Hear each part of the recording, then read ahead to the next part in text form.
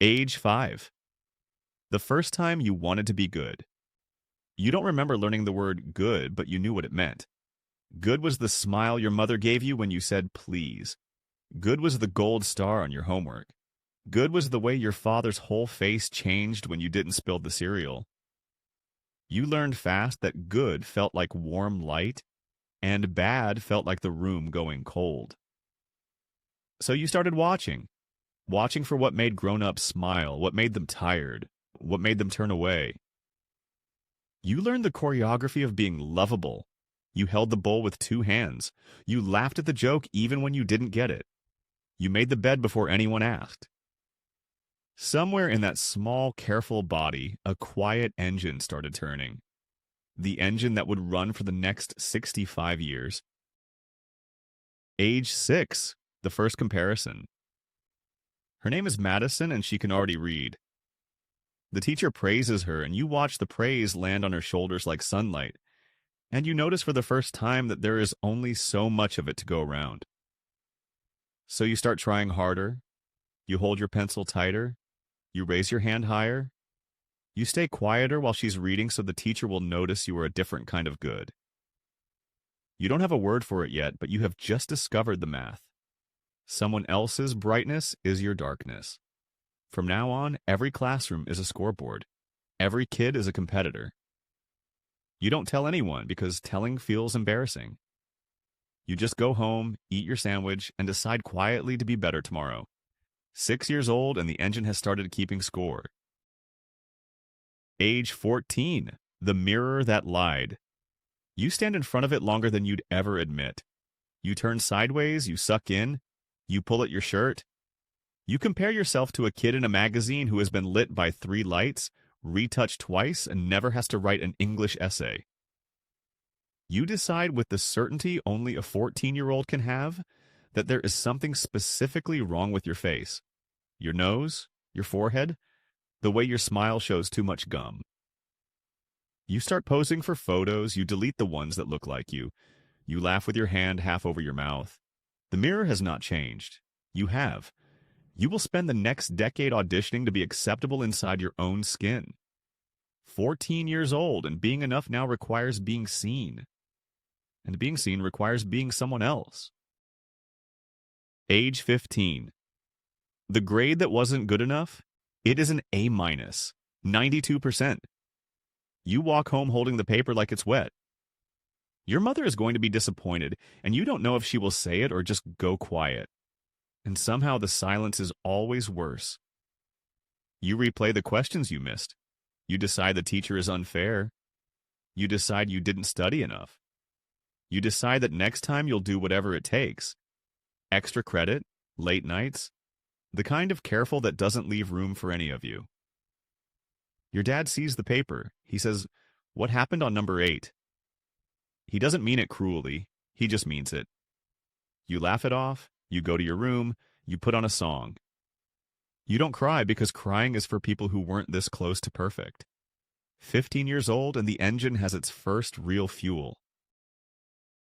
Age 21. The friend who was doing better than you? His name is Daniel. You've been friends since freshman year and he just got the internship. The famous one. The one with the building you've walked past and pretended not to notice. He posts about it on a Wednesday. You press the heart. You write, "So proud of you, bro," and you mean it.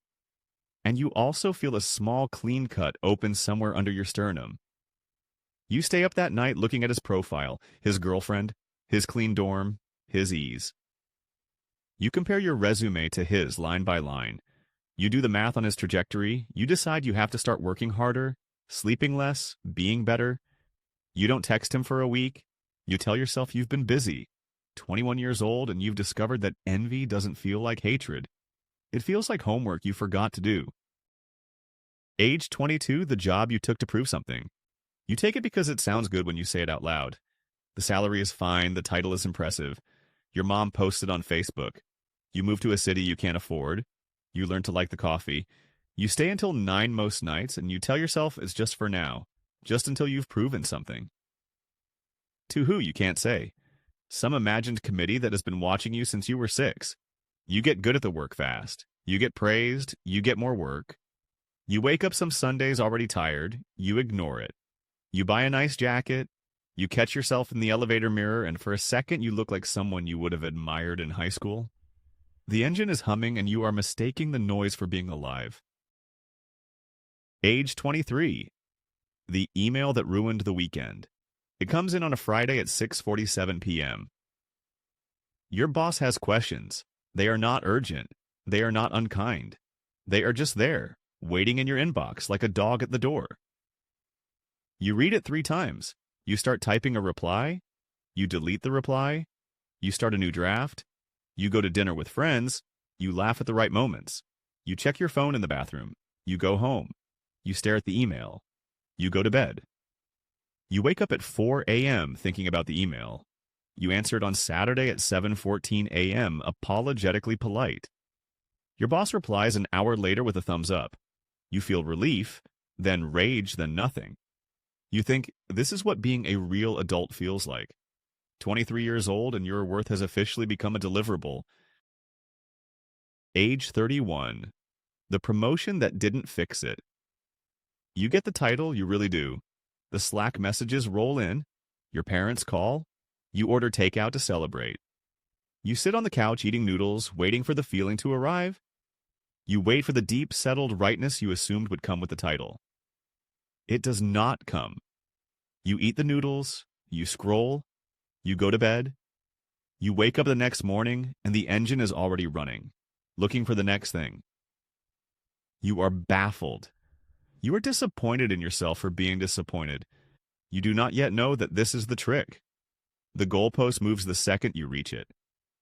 31 years old and you've discovered the cruelest math of all. The achievement that was supposed to mean you'd made it just means you've raised the bar. Age 33, the comparison that broke you. It is a Tuesday night. You are on the couch. You open the app to numb out and you see her. Someone you knew in college. Less talented than you. Definitely. She has a book deal. She is on a podcast. She is somewhere you wanted to be at 33. You stare at the photo. You read the comments. You go to her old posts. You scroll all the way back. You are still in your work clothes. You feel something in your chest that is not envy and not sadness. It is the specific, hollow quiet of realizing you have been running hard for years and you are not winning. You put the phone down. You don't cry. You just sit. The engine is still trying to argue. 33 years old, and for the first time, you wonder if it has ever actually been on your side. Age 40. The breaking point. It happens in the parking lot of a grocery store. Tuesday afternoon. Bags in the trunk. You sit down in the driver's seat and you can't move. You can't put the key in. You can't think of why you would. Your hands shake. You laugh out loud at the laughing of the radio. You sit there for 40 minutes. You finally drive home. You put away the groceries. You make dinner. Nobody knows. But something has cracked, and the noise of the engine is finally too loud to ignore. You don't sleep that night. You stare at the ceiling. You think about how long you have been performing being okay. You think about who you would even be if you stopped. You don't have an answer. 40 years old, and the body has just told the mind very politely that it is done. Age 42. The therapist who asked the question. You finally go. It takes you weeks to call. The office is on the second floor and smells like clean linen. The therapist is a woman in her 50s who listens in a way no one in your life has ever listened. You talk about work. You talk about your father. You talk about the parking lot. She nods. She asks questions. And then, on the 4th session, she asks you gently, "Who told you you weren't enough?"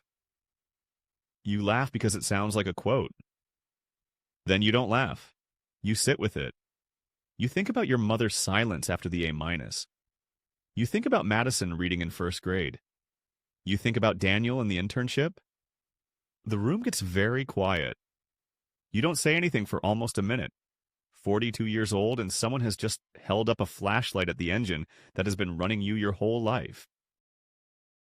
Age 50. The first no without explaining. A coworker asks you to take on something you don't want to take on. You start to draft your usual reply. The apologetic, slightly servile, very competent yes. Your fingers hover, and then, very simply, you write, I can't take this on. Sorry. Send. You sit there waiting for the building to fall down. The building does not fall down. He replies, no worries. I'll figure it out. And that is it. That is the whole transaction. You sit at your desk staring at the screen. You feel something strange in your chest. It takes you a minute to name it. Spaciousness. The first quiet you have heard in decades. 50 years old, and you have just discovered, by accident, that disappointing people does not actually kill you. The engine sputters. For the first time in forever, you do not rush to start it again. Age 52. The Saturday you didn't earn. You wake up early like you always do. You go to make a list. You do not, in fact, make the list. You sit on the back step with your coffee. The neighbor's dog walks by. The neighbor walks by. You wave. You drink your coffee. You do not check your phone. You do not move. The morning becomes the afternoon. You read a chapter of a book you haven't been able to finish in 2 years. You take a nap, something you used to think was for retirees and the lazy. You wake up. The sun is lower. Nothing has been accomplished. Nothing has gone wrong. You feel an old, familiar guilt rise up, and then, surprisingly, set itself back down. 52 years old, and you have just spent an entire day being a person, not a project, and it has not destroyed your life. Age 62. The friend who said you looked less tired. It happens at a dinner. An old friend, the kind you only see twice a year, looks at you and says, you look good. Less tired than I remember. You almost wave it off. Then you realize it's true. You don't wake up bracing. You don't go to sleep mid-conversation in your own head. The engine still runs sometimes. Old habits leaving the body slowly, but it no longer drives you. You look around the table at the people who have known the worst of you and stayed. Your spouse, your old friend, your kid, now 30, laughing at a joke you weren't in on. You used to think being enough was something you had to prove to them. You see now, with terrifying obviousness, that they decided you were enough a long time ago. 62 years old, and you have finally let yourself believe them. Age 70. What was always true. You sit on a bench, late afternoon light, and you let your mind drift back. You see the small, careful kid making the bed nobody asked him to make. You see the 14-year-old in front of the mirror. You see the 23-year-old answering the email on a Saturday morning. You see the 40-year-old in the parking lot, hands shaking. You see all the versions of yourself who tried so hard, for so long, to earn a thing that was already true. You wish you could lean down to the 5-year-old very gently and tell him, she didn't smile because you were good. She smiled because you were hers. You can't go back and tell him, but you can sit here, in this body, on this bench, and finally, believe it for the both of you. 70 years old, and the engine at last is at rest.